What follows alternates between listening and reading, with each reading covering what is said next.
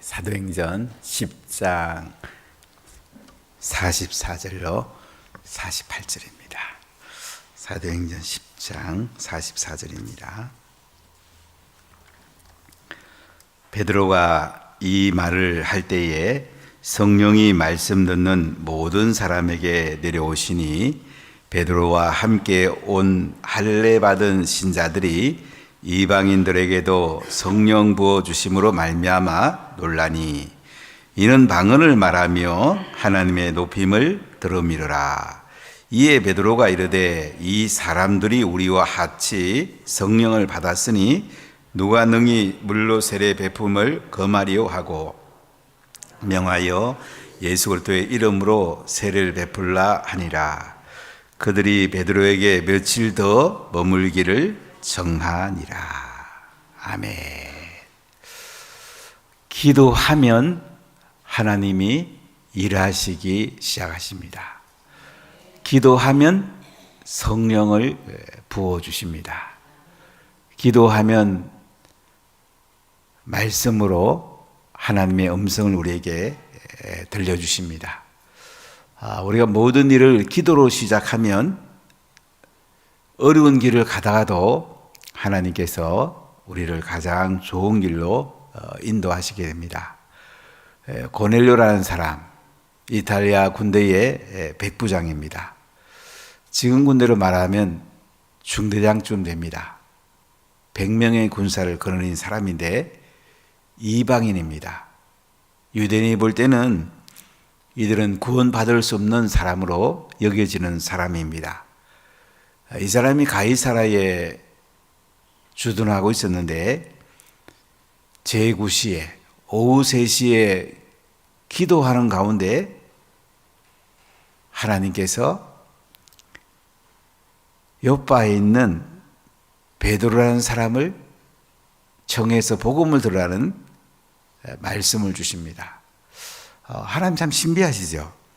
기도하면 모든 것들이 하나님이 일하시기 때문에 쉽기도 하고 상상할 수 없는 놀라운 일들이 일어나게 됩니다. 하나님이 일하기 시작하니까 이 고넬료의 가정에 복음을 받는 참 놀라운 역사가 일어나죠. 우리가 올 곳으로 기도하면 하나님 그 마음을 열어주시고 하나님께서 그 영혼을 구원하시게 됩니다. 우리 사도행전 16장에 봐도 바울이 빌립보에서 강가에 기도하러 가다가 제가 그곳에 가보니까 겐자이터 강가라는 건데요. 시냇가입니다. 이곳이 기도터입니다. 유대인들은 남자 10명이 넘으면 회당을 만들고 10명이 안 되면 기도터를 만듭니다. 그 강가에 기도하러 가다가 루디아라는 여자를 만나죠. 그 놀라운 일이 뭡니까? 주께서 그 마음을 열어주셨다. 이렇게 말씀합니다.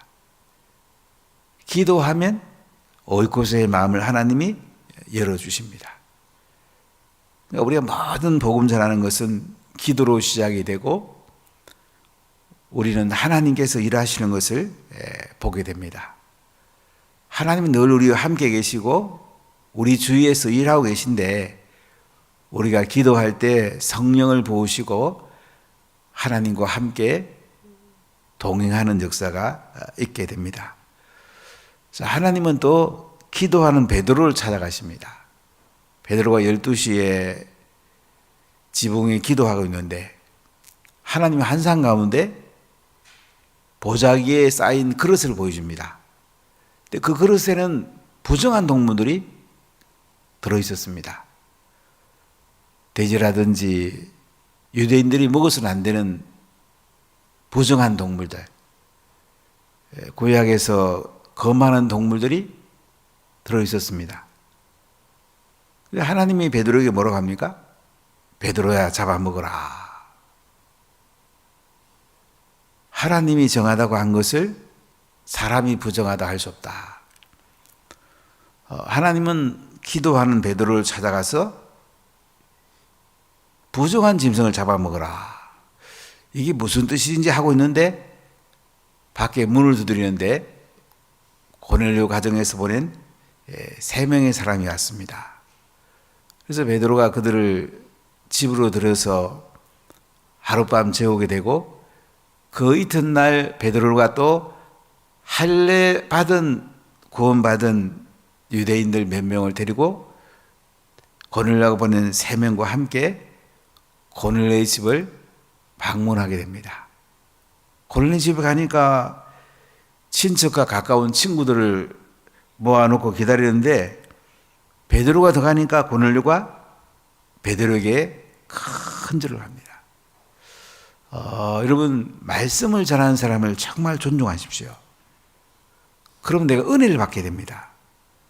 말씀 전하는 사람을 그냥 아무렇지 않게 대하면 그 말씀이 나한테 들어오질 않습니다. 우리가 하나님을 영화롭게 해드리고 하나님을 경외하는 게 제일 중요하고, 그리고 말씀 전하는 사람들을 존중히 여길 때에 대가 은혜를 받습니다.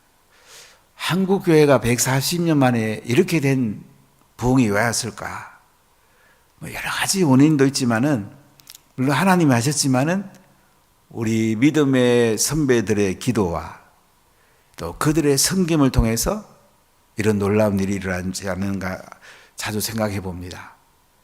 참 우리 믿음의 선배들은 기도하는 것을 기뻐하셨고 또 주의 종들을 잘 세워줬습니다. 그래서 한국교회가 이만큼 놀라운 부흥이 왔고 우리가 그 열매를 지금 따먹고 있습니다. 이때 베드로와 고넬료의 대화 속에 보면 무슨 일로 나를 불렀느냐, 베드로가 이제 고넬료에게 이렇게 말을 합니다. 그러니까 고넬료가 이제 쭉 있었던 이야기를 쭉 하게 됩니다. 하나님 앞에 오후 3시에 기도하고 있는데 한 사람이 빛난 옷을 입고 내 앞에 서가지고 고넬료야, 하나님이 내 기도를 들으시고 내 구제를 기억하셨으니. 사도행전 10장 31절입니다. 자, 우리가 기도하면 어떻게 해요? 하나님이 들으십니다. 하나님이 내 기도를 들으시고. 전에 김홍도 목사님이라고 금남교회 목회하신 그분은 자주 이런 말씀 하시더라고요. 우리가 기도하는 것은 하늘나라 기도 은행에다가 저축하는 거다. 우리 기도하는 것이 하늘나라에 다 저축이 돼요. 때가 되면 하나님이 천사를 보내가지고 응답의 향을 가지고 우리에게 내려옵니다. 내 기도를 들으시고 내 구제를 기억하셨으니. 아무도 모르게 구제해도 하나님은 기억을 하십니다. 사실은 남이 모르는 구제가 더 좋아요. 아름다운 일, 상대방을 세워주고 그들을 물질로 섬기고 여러 가지 은사로 섬기는 거, 이거 하나님이 기억하신답니다. 사람을 요바에 보내가지고 베드로라는 시몬을 청하라, 바닷가 가죽 가지고 물건을 만드는 무두장이 시몬의 집에 지금 유숙하고 있다. 참 하나님은 구체적이죠. 베드로를 청하라고 합니다. 이름까지 가르쳐줍니다. 기도하면 하나님은요 참 놀라운 일을 행하세요. 복음 들을 사람을 하나님이 보내주는 거예요. 참 신비하죠. 어제도 우리가 2시에 모여서 몇 분이 가서 전도했는데 지금 밖에 나가면 코로나 때문에 교회 다니다가 교회를 안 다니는 분들이 여러 사람들이 있습니다. 제 아내가 갔다 오더니 오늘 부민동인가요? 부민교회 다니다가 지금 쉬고 있는 사람이 있는데 11월 10일에 오기로 했다 듣고 굉장히 기뻤습니다. 쉬는 사람들이 있어요. 복음 듣고 교회를 찾는 사람들이 있어요. 그리고 안 좋아하는 사람들이 있어요. 이런 사람들을 우리가 만나면 얼마나 좋습니까? 누구에게나 복음 전해야 되지만은 이제 익은 감자라고 그럴까요? 이제 주님 앞에 나오시기에 아주 좋은 준비된 사람들이 있어요. 하나님이 일하시는 거죠. 자, 그래서 요바에 보내서 베드로 하는 시몬을 청하라고 그래서 이제 당신을 사람을 보내가지고 청했는데 잘 오셨습니다. 주께서 당신에게 명하신 모든 것을 듣고자 하여 다 하나님 앞에 있습니다. 이렇게 고넬료가 이야기하니까 베드로가 뭐라고 그래요? 그래, 각 나라 중 하나님을 경외하며 의를 행하는 사람은 다 받으신 줄 깨달았도다. 그러면서 베드로가 복음을 전하죠. 만유의 주 되신 예수 그리스도로 말미암아 화평의 복음을 전하사 이스라엘 자손에게 보내신 말씀. 요한이 세례를 베푼 그때 갈릴리에 시작돼서 온 유다에 전파된 이 복음을 너희도 알거니와 하나님의 예수님을 통해서 성령과 능력을 기름 붓도 다셨다. 그가 두루 다니시며 선한 일을 행하시고 마귀에게 눌린 모든 사람을 고치셨으니 이는 하나님이 함께 하셨습니다. 하나님이 함께 하셨다 이거죠. 여러분, 성령이 오시면요, 능력을 부어주십니다. 지혜를 부어주십니다. 여러분, 자녀들에게 성령이 임하도록 기도하고 성령 받도록 여러분들이 말씀을 전수하고 함께 기도하십시오. 마귀에게 눌린 모든 사람을 고친다잖아요. 하나님이 함께 하셨기 때문에 하나님이 일한다고 그러잖아요. 그래서 베드로가 이제 39절부터 41절까지 보면 너희가 나무에 달아 죽인 이 예수, 하나님이 3일 만에 다시 살려주시고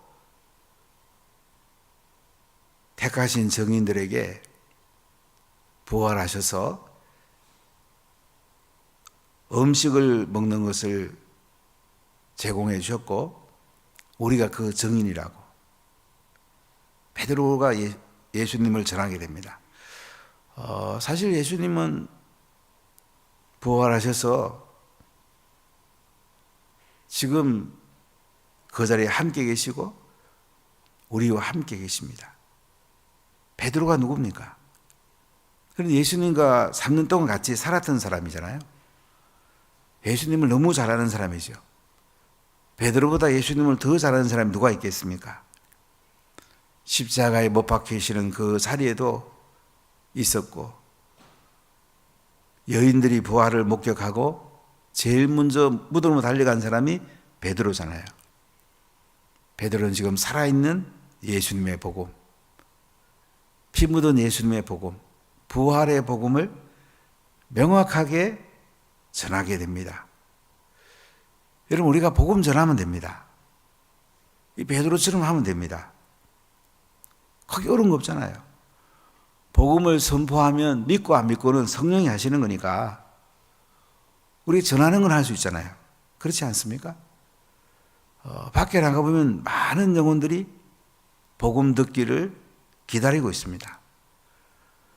물론 그냥 지나가는 사람도 있고 때로는 방해하는 사람도 있지만은 준비된 영혼들이 있습니다. 오늘 고넬료의 가정이 친척과 가까운 친구들을 모아 기다리면서 이 베드로로부터 살아계신 하나님을 그들이 듣게 되고 십자가에 죽으시고 부활한 예수님, 직접 보았던 베드로가 그들에게 생생한 복음을 전하게 됩니다. 이 예수님을 믿으면 제사함을 받게 됩니다. 자, 우리 44절을 우리 같이 읽어볼게요. 베드로가 이 말을 할 때에 성령이 말씀 듣는 모든 사람에게 내려오시니. 여러분, 말씀 들을 때에 성령이 우리 가운데 임하게 됩니다. 기도할 때 성령이 임하게 되고요. 말씀 들을 때 임하게 되고요, 전도할 때 임하게 되고요, 제자 삼을 때에 성령이 우리 가운데 임하게 됩니다. 구제하고 선한 일을 할 때에 성령님이 우리 가운데 내려오십니다. 성령님이 우리 가운데 내려오시는 가장 중요한 것은 복음 들을 때입니다. 살아있는 말씀 들을 때입니다. 생생한 말씀을 들을 때예요. 자, 베드로가 십자가에 피 묻은 이 예수님의 복음, 부활의 복음을 말할 때에 성령이 말씀 듣는 모든 사람에게 내려오셨다고 그래요. 얼마나 큰 은혜입니까? 고넬료 집에 초청된 친척들과 친구들은 다 성령을 경험했습니다. 복음을 듣고 이 모든 사람들에게 성령이 내려오셨습니다. 불같은 성령이 임하게 되었습니다. 바람 같은 성령이 임하게 되었습니다. 성령의 기름 부음이 임하게 됐습니다. 성령의 능력이 임하게 되었습니다. 우리가 예수를 믿음으로 구원을 받습니다. 성령의 임재로 우리가 구원을 받습니다. 우리 교단의 신학 정체성 서론논문을 발표할 때 제가 서울의 그 자리에 갔다가 그 정체성에 보면 이제 여러 가지 우리 교단의 핵심적인 교리를 이야기하는데 성령에 관한 것이 너무 작아요. 그 기한한 교수님께 제가 그런 얘기를 했어요. 김길성 교수라는 분이 그걸 기한했는데, 아니 성령님 우리가 예수 믿을 때도 물론 역사하지만은 신론, 기독론만 있는 게 아니고 성령론도 있어야 되지 않냐. 삼일째 하나님이면 지금 성령 시대인데 왜 성령론에 대한 얘기는 이렇게 적게 넣냐. 제가 그 위원회에 있는 분들하고 그 교수님께 그 얘기를 좀 드렸는데요. 조금 아쉬움이 있어요. 저는 목회를 해보니까 성령이 임하지 않으면 목회가 될 수가 없습니다. 우리 인생에 성령이 임하지 않으면 사람이 변화가 안 돼요. 저희 행복고서하고 성령 수양회를 계속하는 이유가 딴 거 아니에요.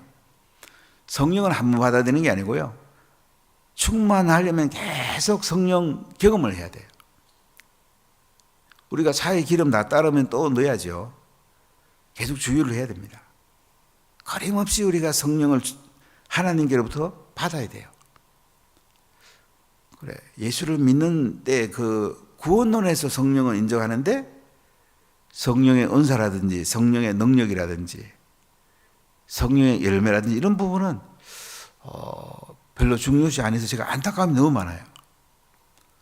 성령론이라는 책을 한번 써볼까 하는 생각도 종종 해본 적이 있는데, 오늘 이 고넬료 가정에 베드로가 이 말을 할 때에 성령이 말씀 듣는 모든 사람에게 내려오셨다. 성령이 내려오셨습니다. 제가 전 세계에 많은 선교지와 교회를 가봤는데 부흥되는 교회는 성령이 임하는 교회는 부흥이 됩니다. 성령이 임하면 됩니다. 호산나 교회를 오랫동안 목회해서 또 교회를 크게 부흥시킨 최홍준 목사님께 제가 어느 날 목회에 대한 얘기를 하다가 이런 얘기를 질문해 봤어요. 목사님 목회가 뭐지요? 한 분상으로 말하는 목회가 뭡니까? 했더니 성령 기름 부음이지. 성령 받아야 목회되지. 그리고 제자 삼는 거야. 딱 두 가지 얘기는. 이분 정확하게 알고 계시더라고요. 성령의 기름 부음이 임하고 제자 삼는 거, 사람 세우는 거, 복음 전하고 선교하고 제자 삼는 거. 이게 목회죠. 이게 우리의 목양이에요.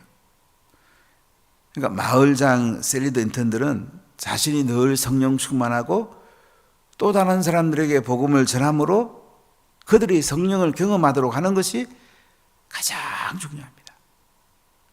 자녀들에게 복음 전하면서 자녀들이 성령을 받고, 우리가 교회학교 교사로 복음 전하고 말씀 전하면서 우리 다음 세들이 성령을 받고, 마을에서 셀에서 또 셀 모임하면서 모인 사람들이 성령을 받고, 성령을 받아야 바뀝니다. 다른 방법이 없어요. 성령 받으면 우리 자녀들이요 지혜롭고 능력을 받습니다. 공부하는 거 어렵지 않습니다. 사업도 성령 충만하면요, 하나님이 사업을 해 주십니다. 자꾸 내가 노력하고 뛰다니는 것보다 하나님께 무릎 꿇는 시간이 우리에게 늘리는 게 좋아요. 하루에 2시간, 3시간 기도하면서 한번 사업해 보십시오. 하나님이 하시면 안 될 게 어디 있겠어요? 하나님이 우리 자녀들에게 역사하시면 그들이 뭐 공부하는 거 얼마나 잘하겠어요? 오늘 고넬 가정에요, 베드로가 복음 전했을 때에 성령이 임했습니다. 자, 우리 44절 다시 읽어봅시다.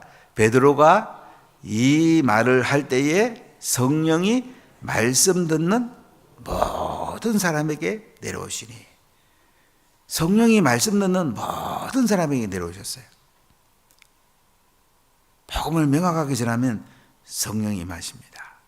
할렐루야. 자, 우리 45절 읽어볼까요? 베드로와 함께 온 할례 받은 신자들이 이방인들에게도 성령 부어주심으로 말미암아 놀라니. 베드로와 함께 온 할례 받은 신자들. 그러니까 고넬 과정에서 3명의 종들을 보냈는데 하룻밤 자고 베드로는 또 몇 명 함께 있던 사람하고 같이 고넬의 집에 왔는데요, 베드로와 함께 온 할례 받은 신자, 유대인들이죠. 자, 이 사람들이 오늘 보니까 이방인들에게도 성령 부어 주심을 말미암아 놀라니. 이방인들이 성령 받는 걸 보고요, 이 유대인들이 놀라는 거예요.